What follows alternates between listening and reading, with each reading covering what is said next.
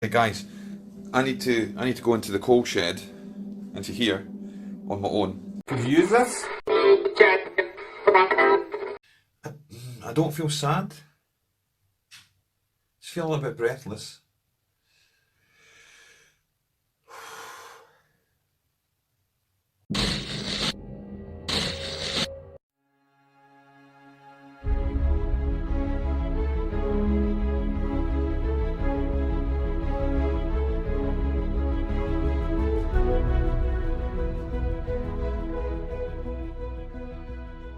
We travelled deep into England to have a direct observation and research session at the infamous 30 East Drive, Pontefract, which sits in a historic market town in West Yorkshire.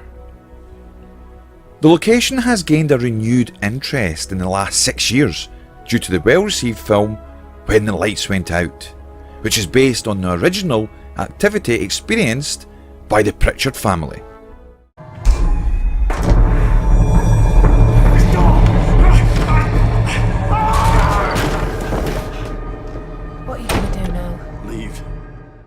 The Pritchards moved into number 30 East Drive in August 1966.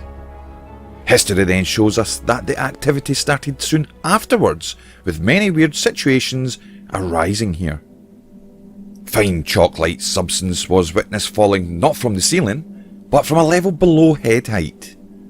With this, the start of the infamous case had begun. Why, we do not know, but like many classic cases of poltergeist activity, it would centre around the children who were at the prime teenager stage of life, a common factor in such activity. Pools of water would mysteriously appear, with efforts to mop up the water thwarted by more pools appearing on the floor. Green foam appearing from taps and toilet even after water was turned off. Lights being turned off and on. Plants were thrown out of their pots landing on the stairs. Cupboards would be shaken violently. Photographs seemingly slashed with a sharp knife, and an endless levitation of objects including a solid oak sideboard. The energy was dubbed Mr. Nobody by the local press in 1968. The family, however, preferred to refer to it as Fred in an attempt to perhaps normalise the situation. Exorcisms were attempted here but failed miserably, often met by further actions such as walls seeping with holy water, faces slapped, people shoved down the stairs, and the energy would manifest hands from nowhere as if conducting the Christian songs. Whoever this energy was, it was not for moving, but neither was the family, who actually continued to live here for many years to come. Many amazing teams, researchers and even TV shows have accessed the property and conducted their own sessions and techniques here. One thing in common is the insistence that the location does still hold unseen energies, with the majority gaining validation of paranormal activity. What would be discovered when we used some legendary ITC devices here? We had an original Frank's box and a Cultus box created by one of Frank's friends before he passed over to Spirit, Mark Cultus. We would conduct communication sessions, solo vigils in the key areas, and even witness our very own Kyle Stewart become increasingly spooked when the door upstairs would open, handle actually moving, in front of him just before we set up our cameras and monitoring equipment. It knew we were here. It knew what we wanted to do. Now, would it give us anything at all to work with via our communication attempts? Let's see. Hey guys, I need to go into the coal shed, into here, on my own, because I was voted to do so in the Scottish Paranormal group in the poll. Everybody voted for me to come in here, so I'm inside the coal shed. I'm going to just move this paint pot.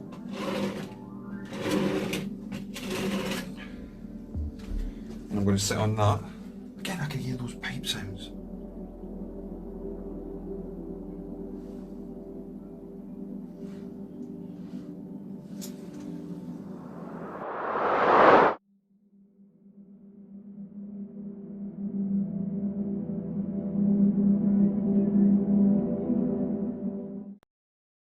Can you tell me either your real name or the name that you're known by, please?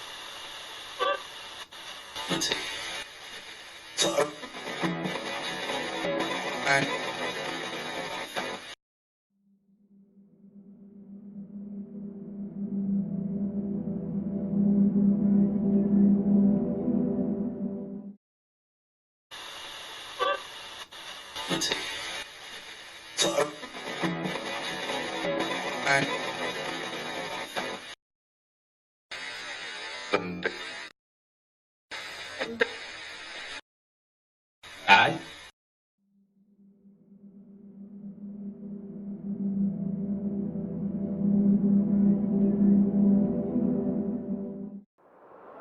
Okay, Spirit, so you've got me in the coal shed. It's freezing cold. If you're here with me,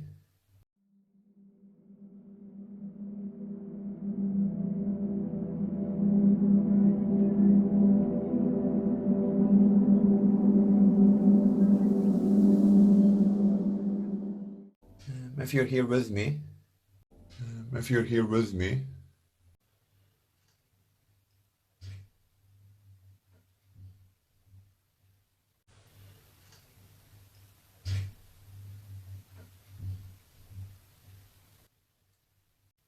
and again I'm going to knock. Could you do that, please? Could you do that, please? Could you do that, please?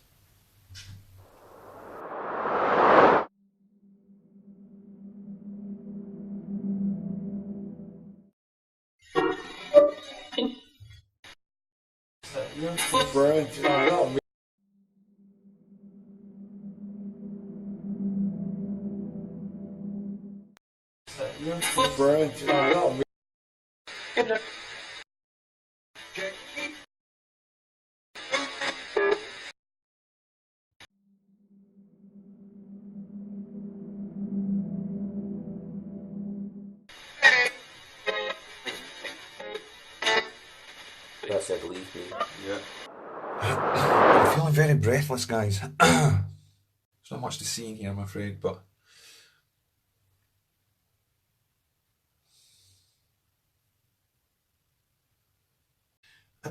I don't feel sad.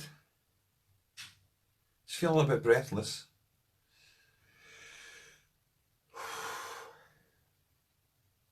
Again, Spirit, I'm going to knock on the wall.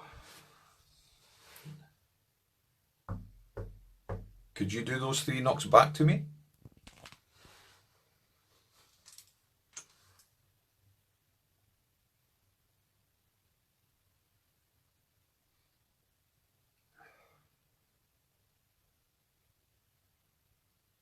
So there's a bit of a heavy feeling.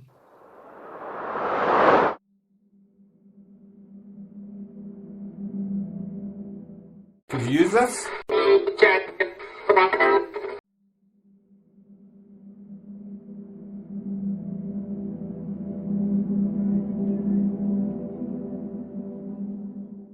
Could you use this? Did you say 1?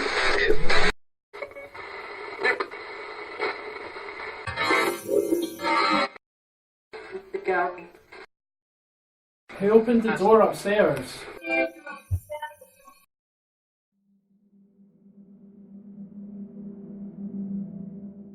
Who opened the door upstairs? Okay, there's certain little noises, but I don't know if that's those pipes.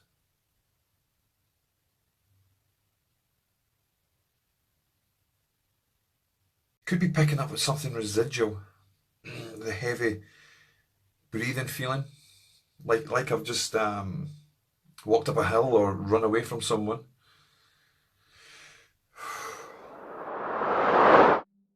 I leave the solo video at this point. We did gain a few strange noises and feelings while sitting in the infamous coal shed. We also live streamed the full session, and on the comments we did gain a lot of impressions by our viewers. One thing in common was the feeling that certainly something sinister may have transpired in there. Our only primary way to gain answers is to continue the spirit communication via ITC techniques. For those who are unsure of how this works, let's recap before listening to the final selection of spirit voices. ITC is an abbreviation for the term instrumental trance communication. The practice involves communication with non-physical entities through electronic devices. ITC can involve the use of, but not limited to, audio recorders, televisions, radios, telephones, and other electronic devices, with the full intention of gaining meaningful data from the unseen in forms ranging from voices and images through to text and numbers. The term ITC was first coined by Dr. Sinkowski in the late 1970s. Dr. Sinkowski is a well-known researcher and investigator in the field of ITC research and experimentation. He has contributed much time and effort towards the understanding and working of ITC.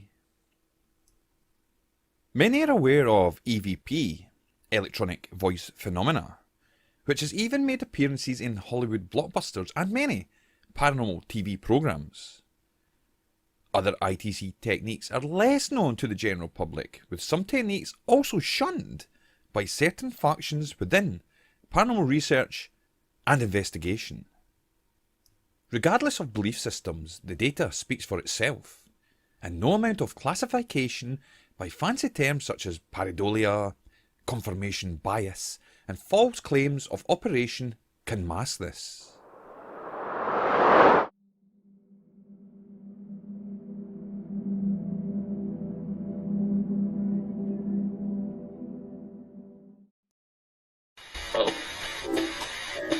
Couldn't help there.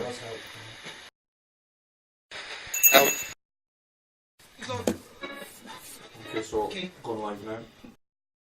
Did that make sense to you? Indeed.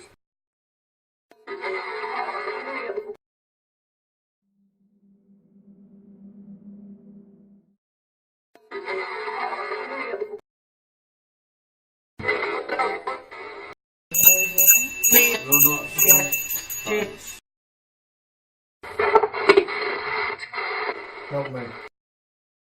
Training.